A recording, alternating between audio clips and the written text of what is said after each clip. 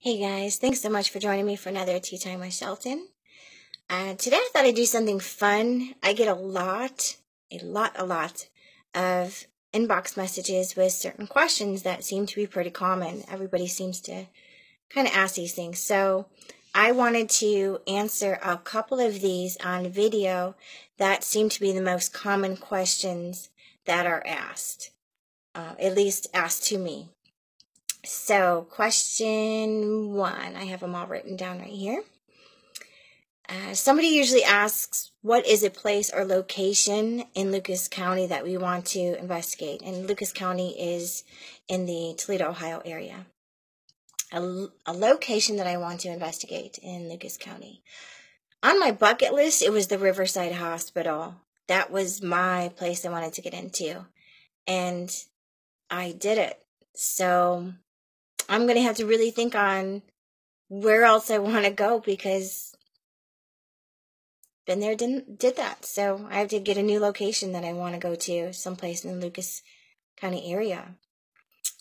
Let's see, one other one. What is a place in another country I'd like to investigate? I always wanted to do the Roman Colosseums. I think that would be really cool.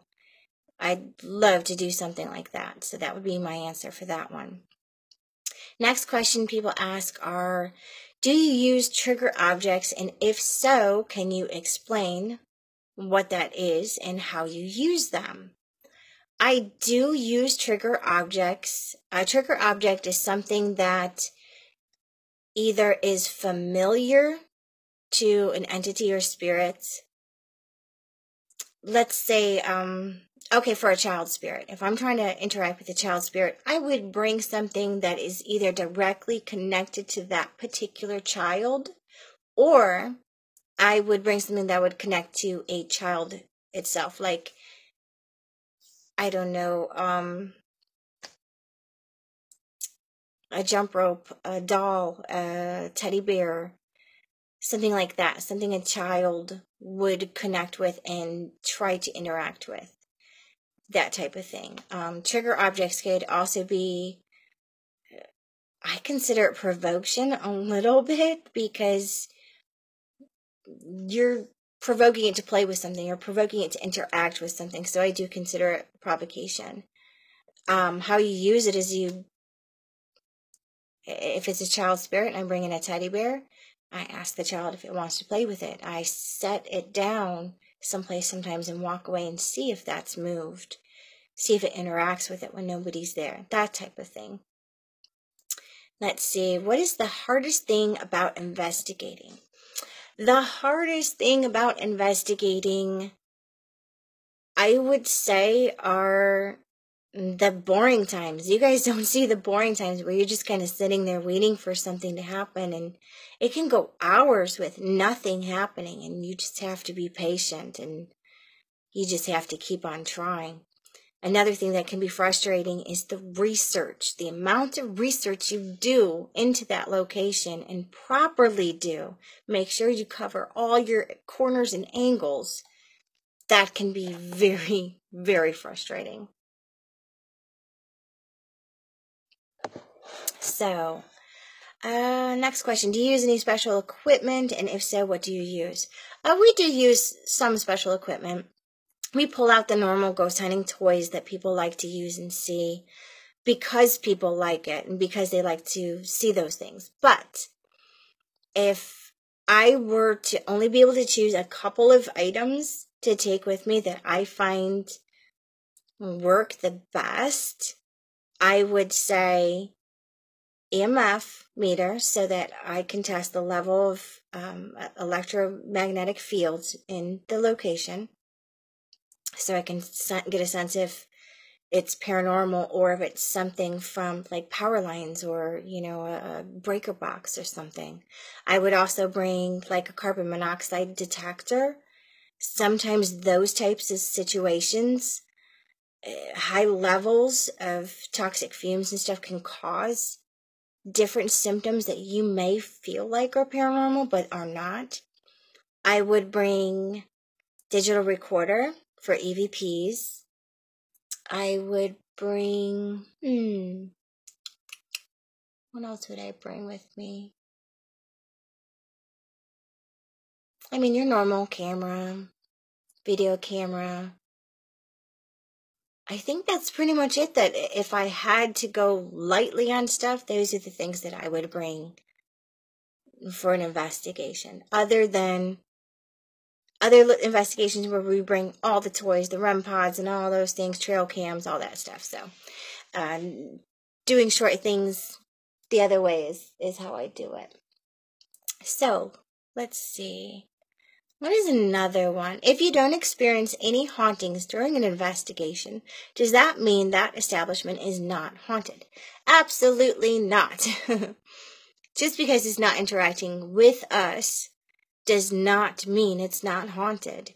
It could mean it's residual, only happens certain time, certain day, that type of thing. It could mean that it doesn't want to interact with us. It's scared. There's so many different reasons why it won't interact sometimes.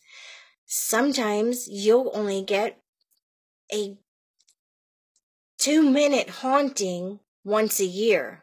I mean, everything's not like the movies. So it just all depends. So let's see, what else do we have here for questions?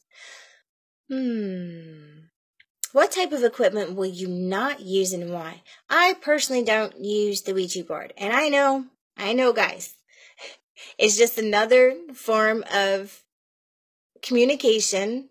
No more evil than a recorder, no more evil than a spirit box. I know, and I know that the movies, Exorcist and stuff, really gave it a bad name. I know, but for some reason, I can't look at another person and depend on somebody else to hold their hands on this object with me.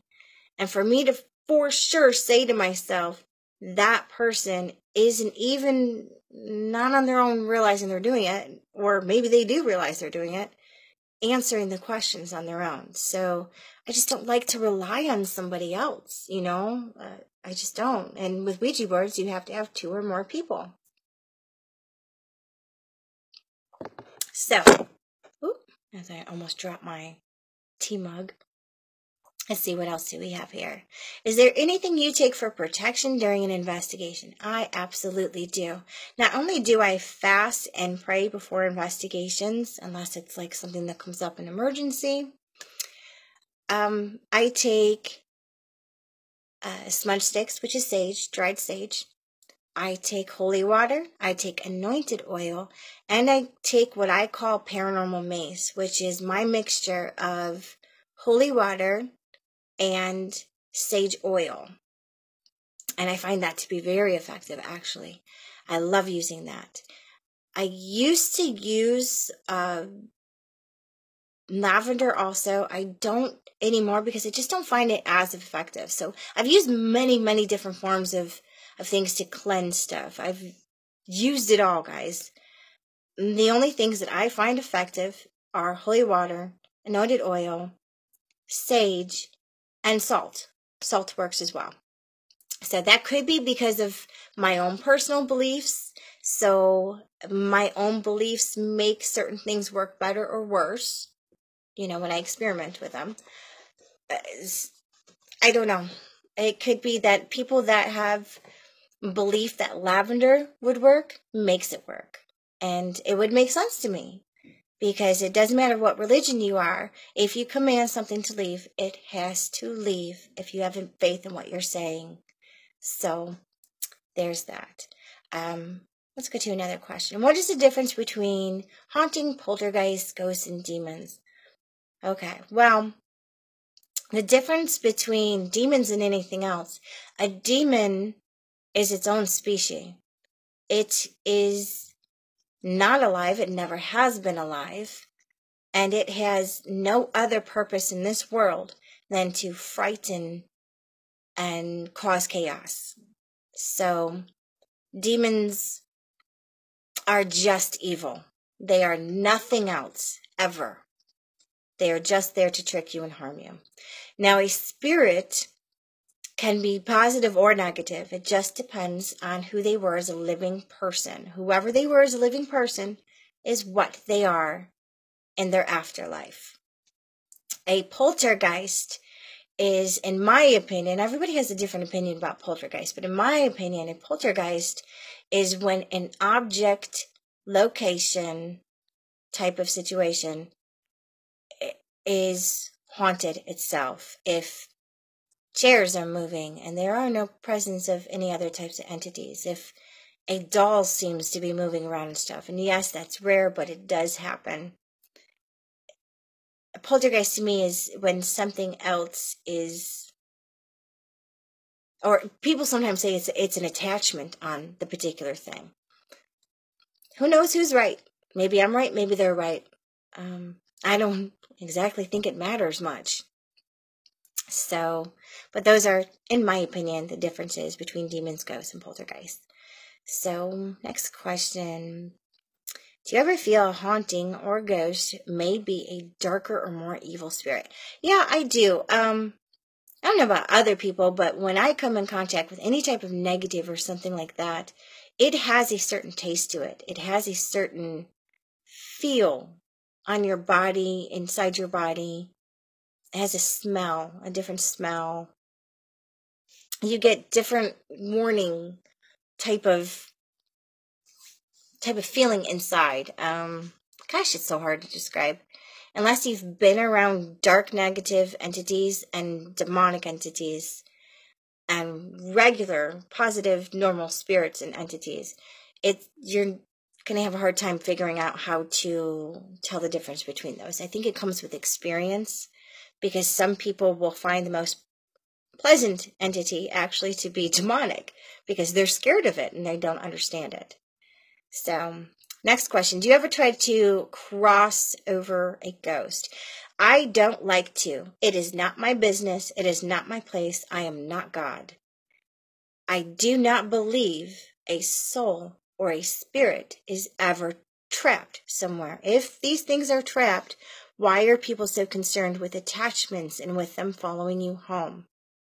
I don't think that they are trapped. I think they choose to stay there for whatever reason, whether it's guilt, whether it's longing, whether it's unfinished business, whatever.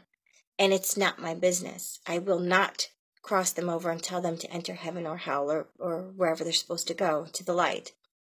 I don't do that. Now, for blessings and cleansings, the most I will do is tell it to go where God tells it to go. That's what I tell it. You cannot stay here. You must go where God tells you to go. So that's that answer. How long have I been investigating with my team? Well, investigating, I have been doing investigations and exorcisms since the 90s. But as far as on a paranormal team for what I'm doing with Haunted Toledo, I've been with them since July 2017. Let's see. Are ghosts evil? I believe ghosts can be evil. It just depends on who they were when they were living. I've found a great many deal of evil people, some exes. So, it just all depends on who they were when they were living, because that is who they remain to be as a spirit. Have I ever seen a ghost? Yes, I have. I have seen spirits since I was little, and I see them often. I know that sounds very strange. It's not always the way you think you would see them. It's different. I also see auras, and I see energy, and I see intent. Have you ever felt a ghost near you, and what does that feel like? That can feel many different ways. It can make your mood change. You could feel cold spots. You could feel anxiety, like mood changes. You can feel almost like electric biting at your skin, like a static electricity type of feel. To me, at least, that's what they feel like. It's not always the same. I guess it depends on the mood of the spirit or the energy around it, how angry it is, how happy it is, how sad it is. I mean, maybe those things, are factors in that. Let's see. Do you ever get scared while investigating? Yes, you do. I don't care how long you've been doing this. Something is going to surprise you sooner or later. Something's going to make a noise that you weren't ready for, and you're going to jump. Something's going to happen. You're human. You're going to get caught off guard sooner or later, and that's just what happens. And you never truly know what you are speaking with. So you're always on guard. Are demons common to speak with you?